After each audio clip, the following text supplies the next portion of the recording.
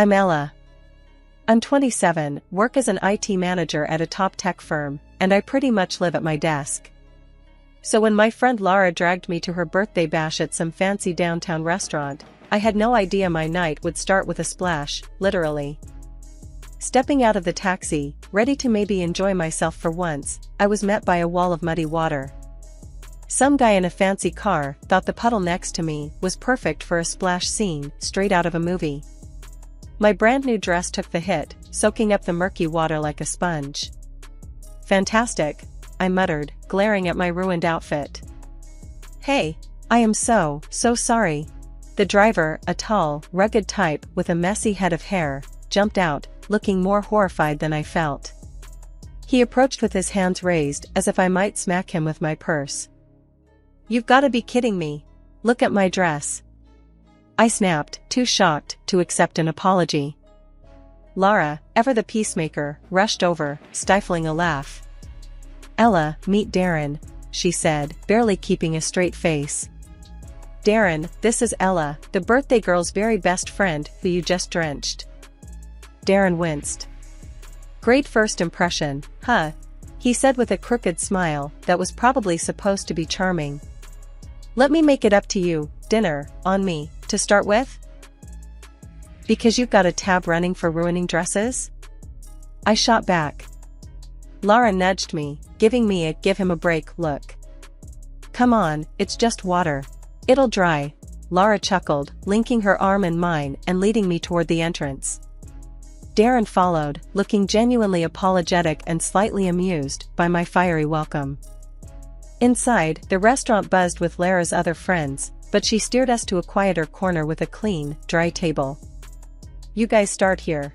I'll grab drinks, and Ella, try not to murder him before I get back, she teased, leaving Darren and me in an awkward silence.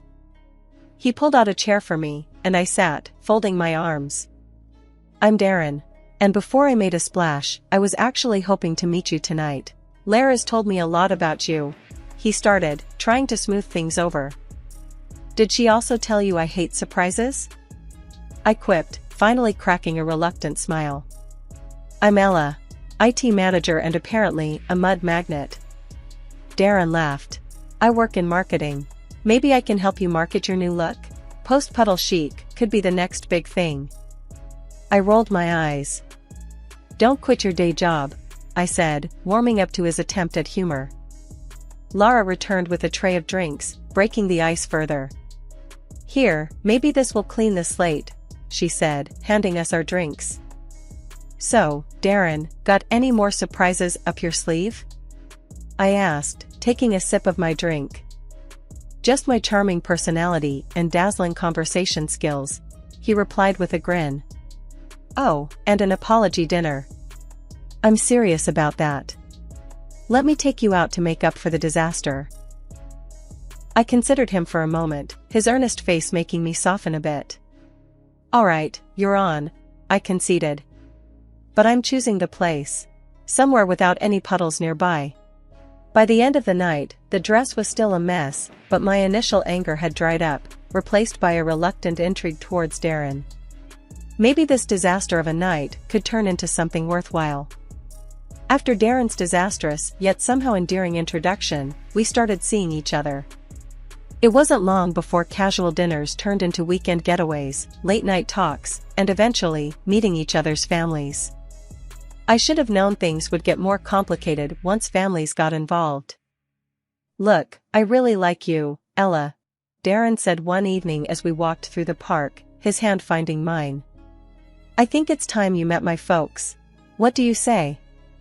Sure, I agreed, squeezing his hand, trying to ignore the nervous flutter in my stomach. Meeting the parents was a big step, but after the way we started, what was the worst that could happen? The day arrived, and Darren drove us to a modest house in the suburbs. His mom, Janet, and his dad, Tom, greeted us with warm smiles that didn't quite reach their eyes. Dinner was served, and that's when the questions began. So, Ella, Darren tells us you're in IT? Tom asked, passing me the mashed potatoes. Yeah, I manage a team at a tech firm downtown, I answered, trying to keep my tone light. Janet leaned in, her eyes sharp. Must be a good position. What does that pay, if you don't mind my asking? I choked on my water a bit.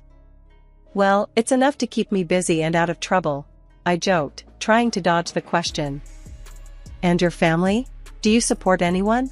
Janet continued, her gaze fixed on me like a detective interrogating a suspect. Just my aunt, I replied, feeling my cheeks heat up. She raised me. I help her out when I can.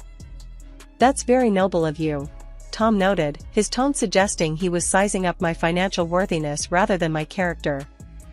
I changed the subject, talking about a recent project at work, but the vibe had shifted. We left soon after dessert, and I exhaled a breath I didn't realize I'd been holding. On the drive back, I mentioned the interrogation to Darren. Your parents have a lot of questions about money, huh? Darren shrugged. That's just how they are. Always planning, always calculating. Don't sweat it. I decided to call my Aunt Tessa later that night to unload. Ella, you need to watch out, she warned over the phone after hearing about the dinner. People who start with money questions never stop. They're marking you. Aunt Tessa, they were just curious, I guess. Darren says it's normal for them. Normal? Honey, there's curious, and there's nosy. And those two sound like they're planning to spend your money, not get to know you, she cautioned, her voice stern with experience. Months passed, and Darren's charm outweighed my reservations. When he proposed, it was sweet, simple, and in the same park where we'd decided to meet his parents. Marry me, Ella. Let's start our own family tradition, he said, his eyes hopeful. I said yes. The ring was beautiful, and the moment felt right. My doubts about his parents lingered, but love, as they say, was blind. As I prepared for bed that night, Aunt Tessa's words echoed in my head, mixing with Lara's. A knot of worry settled in my stomach, but I pushed it aside. Darren was worth it. His parents, well, I'd cross that bridge when I came to it. But deep down, I knew that bridge was coming up fast, and I wasn't sure I was ready for what was on the other side. Wedding planning kicked off at full throttle after Darren popped the question. I was over the moon, busy choosing flowers and tasting cake samples. I expected it to be stressful, but fun. What I didn't expect was how quickly the red flags would start waving, not just fluttering in the breeze. One evening, as we sat down with our laptops to budget our expenses, Darren looked unusually tense. Ella, I've got to tell you something, he started, avoiding my eyes. My job's been a bit rocky lately. I might not be able to chip in as much as I wanted for the wedding. I raised an eyebrow, putting down my coffee. Okay, how much are we talking? He sighed, rubbing the back of his neck. I can barely cover the band, maybe. So, what? I cover everything else? The venue, catering, photographer? I asked, my voice sharper than I intended. Darren winced. I hate asking you this, babe. But yeah, I think you'll need to. Just until I sort things out at work. I leaned back, processing. We can downsize. Cut the guest list, cheaper venue. No. Darren cut in quickly, a little too quickly. I mean, my parents would be upset. They've already told everyone. It's got to be good, Ella. My stomach nodded. Fine, I said finally, not wanting to argue. But we'll need to stick to a strict budget. As the wedding day approached, the expenses piled up, and Darren's contributions dwindled. His parents, Janet and Tom, were no help either. They had opinions about everything, from the flower arrangements to the menu, but never once offered financial help or to tone down their lavish tastes. The wedding day itself was beautiful despite the behind-the-scenes drama. I managed to push aside my frustration and focus on Darren, who looked genuinely happy as he waited for me at the altar. The ceremony was perfect, but the reception was where things started to unravel. As we mingled with guests, I noticed Janet and Tom huddled around the gift table, whispering and pointing. Curious, I wandered over. Everything okay here? I asked, trying to sound casual. Oh, Ella, we're just sorting. Some of these gifts will look better at our house, don't you think? Janet said, her voice too sweet. I stared at her, stunned. What? No, these gifts are for Darren and me. Tom shrugged, smirking. Come on, Ella. Don't be petty. We're family now. What's ours is yours, and vice versa, right? I felt my face flush with anger. No, Tom. That's not how this works. These gifts are for us, for our home. Not yours. Janet rolled her eyes. Really, Ella, don't make a fuss. Be gracious. We're just taking a few things. Nothing major. I bit my tongue, holding back a sharp retort. The last thing I wanted was a scene at my wedding. But as they walked away, a few gift envelopes and smaller presents in hand, I felt a simmering rage. After the wedding, it didn't take long for Darren's parents' true colors to start showing even more. Every time we invited them over, or there was some family gathering to attend, it was like opening a new chapter in the book of greed. It was my birthday next, and I decided to throw a little dinner at a decent restaurant in town. I thought it would be a nice change from home parties. I invited Darren and his parents, Janet and Tom. I hope this place is okay for you guys, I mentioned casually as we sat down. The restaurant had a cozy vibe, not too flashy, but with great reviews. Janet scanned the menu with a raised eyebrow. Well, it looks quaint. What's good here? I recommended a couple of dishes that were my favorites, reasonably priced and delicious. But, as the waiter came around to take our order, Janet and Tom went off script. We'll have the lobster tails, and oh, the filet mignon. And start us with a bottle of your finest wine, Tom declared, handing the menu back with a satisfied grin. I bit my lip to keep from reacting. That's quite a selection, I managed to say, keeping my tone as neutral as possible. Janet smiled sweetly. It's your birthday, dear. We should celebrate in style. The rest of the evening, I watched as they ordered more expensive items, barely touching them when they arrived. It irked me to no end seeing good food and money wasted like that. On the ride home, I let Darren have it. Your parents, they always do this. They choose the priciest things and don't even enjoy them. It's like they do it just because they can. Babe, calm down. That's just how they are. You know, old school, like to show off a bit, Darren explained, as if that was supposed to make me feel better. But it's disrespectful, Darren. They don't even think about how it looks or what it costs, I argued, frustrated. Darren sighed. Look, they're from a different time. Just let it slide. They mean well. The incident was soon followed by the holidays, which brought their own set of challenges. Christmas rolled around, and gift-giving turned into another display of imbalance. I spent time picking out thoughtful gifts for everyone, including Janet and Tom, ensuring to get them something they'd mentioned wanting. In return, they handed me a clearly last-minute, discounted item, still in the sale bag. Here you go, dear, Janet said, handing it over without much fanfare. I smiled, keeping my disappointment in check. Thanks. I hope you like what I got you, I replied, handing them their gifts, which were more than twice as expensive. Oh, how lovely, Tom said flatly, barely glancing at what was inside the package. The lack of effort on their part stung, especially when I saw the genuine appreciation from my friends for the simple but thoughtful gifts I had given them. Back home, I vented to Darren. It's always like this with them. Expensive tastes when they're spending my money, but when it's their turn, they just don't bother. Darren shrugged, looking uncomfortable. It's just how they show, affection. A $5 scarf from the clearance bin isn't affection, Darren. It's an insult, I snapped, tired of making excuses for them. After dealing with one too many incidents of Darren's parents pushing their boundaries, I figured it was time for a change. When my big bonus hit, I knew exactly what I wanted to do. Darren, let's go to Hawaii, I said one night while we were sitting on the couch, trying to decide how to celebrate. Hawaii? That sounds amazing, babe, he replied, his eyes lighting up. Just the two of us? Exactly, just us.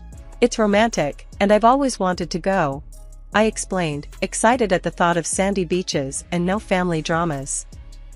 A couple of days later, I was in the middle of booking our trip when Darren came home from visiting his folks. He looked unusually excited. Guess what? My parents are stoked about Hawaii. I paused, my fingers hovering over the keyboard. Wait, what do you mean? I thought this was just for us. Darren laughed, a bit too nervously. Yeah, I mean, it is.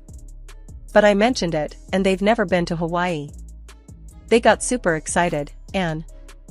Hold on. I cut him off, feeling my stomach tighten. You invited them? No, not exactly. I just told them about it, and they kind of invited themselves. He explained quickly. I closed my laptop with a snap. Darren, this was supposed to be our trip. Romantic, remember? He came over and sat down next to me, taking my hands. I know, but they really want to go. Can't we just... No, we can't just... I interrupted, pulling my hands away. This isn't a family vacation, Darren. It's for us. He was quiet for a moment, then his phone buzzed. He glanced at it and frowned. They're already looking at flights. They think we're all going. That's because you didn't set boundaries. I exclaimed, frustration building. We can talk about this later, he said, standing up and going to the kitchen. But later came sooner than expected. The next day, Darren's parents showed up at our house, all smiles. Ella, dear, we've been looking at tours and hotels in Hawaii, Janet said cheerily. I was dumbfounded. We haven't decided anything yet. Tom chimed in, his tone expectant. Well, we thought it's settled. We're all excited to go. I looked at Darren, expecting some support. Darren, tell them, I urged. He rubbed the back of his neck, avoiding my gaze. Look, why don't we all go? It'll be fun, and we can split the costs, he suggested weakly. I stared at him, then at them. No, that's not what we planned. Janet's face fell. But we thought it was a family trip. It's a romantic getaway for me and Darren. Just us, I stated firmly, feeling my resolve harden. There was an awkward silence, then Tom said, well, if that's how you feel, maybe you're being a bit selfish, Ella. I couldn't believe what I was hearing. Selfish? For wanting to spend time alone with my husband? The conversation ended with them calling me selfish and leaving the house in a huff. Darren was quiet for a moment before he exploded. You could have just let them come, Ella. Why do you have to be like this? I'm like this? I just wanted something for us, Darren, just us. I shouted back, my voice echoing in the empty room. He didn't say anything after that. He just walked out of the room, and that was it. We didn't talk for a whole week. I woke up to an eerie silence in the house that morning, the kind that instantly told you something was off. Rolling over, I grabbed my phone off the nightstand and was greeted by a slew of notifications that punched the air right out of me. 3 tickets to Hawaii, all booked under my name, and a reservation for a hotel, also charged to my account. I sat up, my heart pounding as reality set in. Darren had done this. He and his parents were probably on their way to Hawaii right now, all on my dime. I didn't even bother calling. What was there to say? It was clear as day, my husband had taken the liberty to use my account to fund his little family getaway, despite everything we had discussed. Anger bubbled up inside me, and without a second thought, I logged into the booking site and cancelled everything booked in the opposite direction. Then I moved swiftly to my banking app and cut off his access to my funds. Hours later, my phone rang. It was Darren, and his tone was less than pleasant. Ella, what the hell? Why were we not checked into the hotel? And where are our return tickets? I held the phone away from my ear for a second, taking a deep breath to steady my voice. Because I'm not your ATM, Darren. I'm done funding your family's fantasies. You're all just a bunch of selfish leeches. He sputtered on the other end, clearly not expecting me to take such drastic measures. You can't just do that. We're stuck here now. If you don't fix this, I'll divorce you. I almost laughed at the irony. Go ahead, Darren. Do what you need to do. But don't expect another dime from me. I hung up, my hands trembling with a mix of rage and relief. Almost immediately, my phone buzzed with messages from both Darren and his mom. Threats, pleas, accusations, they tried every angle, but I wasn't having any of it. I didn't wait around for Darren to get back. Instead, I called a lawyer and started the divorce process myself. It was rough, knowing that a chapter of my life was ending like this, but there was no way I was going to stick around with someone who treated me like a cash machine for him and his parents. After hanging up with the lawyer, I drove to Aunt Tessa's house. She opened the door before I even knocked, like she knew I was coming and why. I did it, Aunt Tessa. I filed for divorce, I said as soon as I stepped inside. She just nodded, not saying I told you so, but her look said it all. You did the right thing, Ella. I know it's hard, but you're better off without someone who lets his family treat you that way. The next few days were a blur of sorting out my things and setting up a temporary life at Aunt Tessa's. I was starting to feel a bit more like myself, a bit steadier, when Darren showed up. He looked miserable, standing there on Aunt Tessa's front porch, a sad sight if I ever saw one. Ella, please. Can we talk? I'm sorry. I messed up, but we can fix this. I almost laughed at the audacity. Fix this? Darren, you chose your parents over your wife, used my money to take them to Hawaii after everything. There's no fixing that. Ella, No, Darren. You just showed me who you really are, and I don't want any part of that life, I interrupted, crossing my arms. You and your parents are cut from the same cloth, all take and no give. I'm done. Darren's face fell, and for a moment, I almost felt sorry for him. But then I remembered all the stress and hurt, and the sympathy vanished. I hope you figure out your stuff, Darren. But you need to do it away from me, I added, turning to go back inside. Aunt Tessa was waiting right by the door, having heard it all. She didn't say much, just took my hand and gave it a squeeze. You're strong, Ella. Stronger than you think. 2 weeks after everything fell apart, I found myself sitting in a Stark law office across from Darren and his parents. The air was tense, charged with unsaid things and last-minute pleas. Darren looked worn, almost regretful, but it was his parents who took the lead. Ella, please reconsider this, his mother started, her voice dripping with a sweetness I knew was as fake as her sympathy. We were all so good together, remember? The trips, the holidays. I couldn't help but scoff. You mean the trips I paid for? The holidays where I was treated more like a bank than a family member. Darren's father chimed in, trying a softer approach. We know things got a little out of hand, but we're family. Isn't that worth fighting for?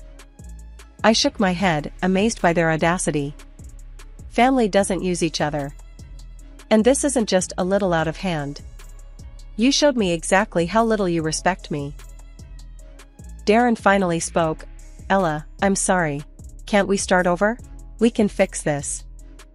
I looked at him, really looked at him, and saw nothing of the man I thought I'd married. Start over? After everything? No, Darren. We can't.